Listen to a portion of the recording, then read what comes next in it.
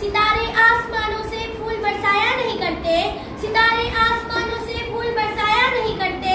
तू अपने हाथों से इस जहां में फिरदौस पैदा कर। यूं तो इस जहां में बहुत सी अजीम शख्सियत ने जन्म लिया, जिन्होंने इस कारनामों के साइंस की दुनिया में इनकलाब पैदा किया और लोगों की जिंदगी में बहारें लाई। इन ही शख्सियत में से एक नायाब शख्सियत जिसने हिंदुस्तान की तरक्की की राह में दूसरे ममालिक के बराबर खड़ा कर दिया, वो एपीजे अब्दुल कलाम है। एपीजे अब्दुल कलाम 15 अक्टूबर 1941 में रामेश्वरम में पैदा हुए।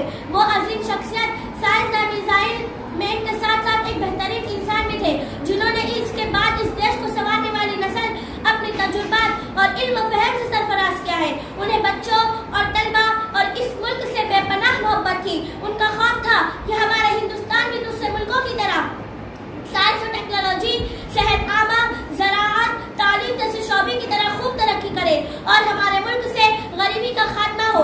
आज हमारा मुल्क गरीबी की सतह से उभर नहीं सका है। हुकूमतों की लाख कोशिशों के बावजूद भी हम हमारे देश को मुकम्मल तालीम याफ्ता नहीं बना सके। इसकी एक अहम वजह गरीबी है। एपीजे अब्दुल कलाम गरीब खानदान से ताल्लुक रखते हुए भी वो हमारे मुल्क के अजीम ओहदे पर फाइज हुए। गरीबी के दिनों में भी वो अपनी पढ़ाई को तर्क नहीं किए।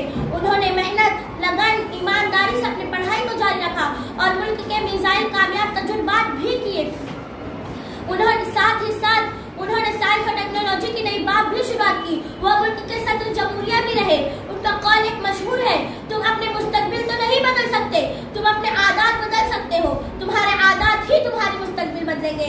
एपीजे अब्दुल कलाम समाज के गरीब कमजोर लोगों के लिए एक नमूना बनकर आए कि वो भी मेहनत, लगन और ईमानदारी से आगे बढ़ेंगे।